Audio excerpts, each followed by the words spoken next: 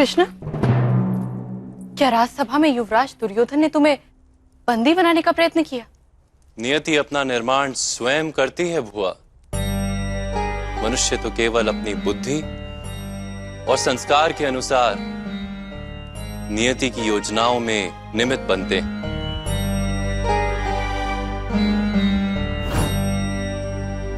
जीजी तुमसे अपने पुत्रों के अपराधों के लिए क्षमा मांगना चाहती है कृष्ण।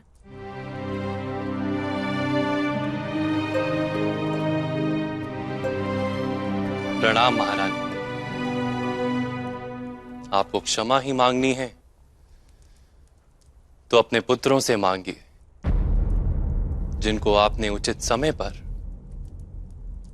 उचित ज्ञान नहीं दिया।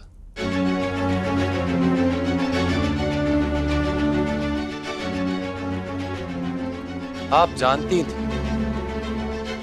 कि गांधार राजा आपके पुत्रों के हृदय में प्रतिशोध और अनुचित महत्वाकांक्षा का विष भर रहे।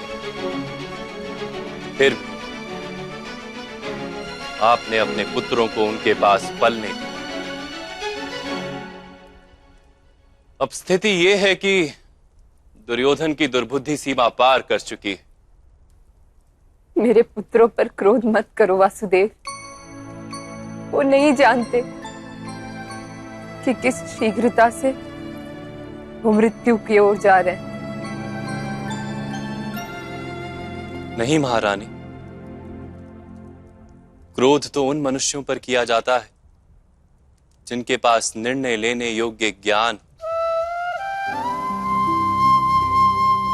किंतु भ्राता दुर्योधन के निर्णय तो उनके अज्ञान से जन्म लेते हैं।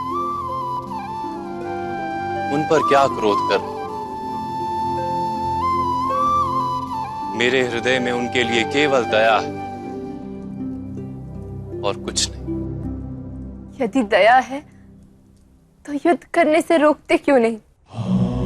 जिस प्रकार अग्नि के वास्तविक रूप से अनजान पतंगा प्रकाश से आकर्षित होकर अग्नि में समा जाता है, वैसी ही स्थिति आज भ्राता दुर्योधन की है। कैसे रोका जा सकता है? कोई तो मार्ग होगा कृष्ण। मेरे पुत्रों को आत्मघात से सुरक्षित रखने का कोई तो मार्ग होगा वासुदेव।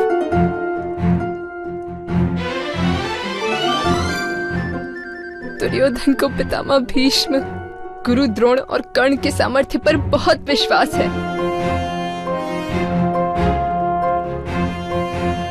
पितामह सिंहासन से बंधे हैं और गुरुदेव युद्ध सभा में दिए वचन से बंधे हैं, किंतु कर्ण ने महाराज को कोई वचन नहीं दिया। अंगराज कर्ण ने भ्राता दुर्योधन को मित्रता का वचन दिया है महारानी। राजा, गुरु, तपस्वी और भगवान को दिया हुआ वचन किसी भी स्थिति में तोड़ा नहीं जा सकता, किंतु मित्र को दिया हुआ वचन उसी मित्र के लाभ के हेतु तोड़ा जा सकता है। आप किसी भी भांति कर्ण को इस युद्ध में भाग लेने से रोकिए। मुझे विश्वास है दुर्योधन युद्ध करने का साहस नहीं करेगा। आपके लिए क्या असंभव है वासुदेव?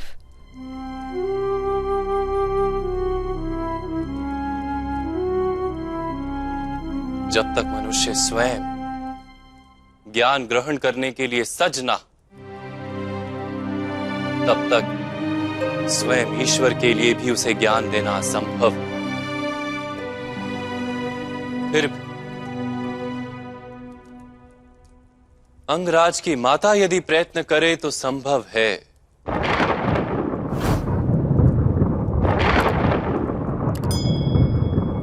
कि अंगराज युद्ध में भाग लेने का अपना निर्णय कदाचित बदल ले।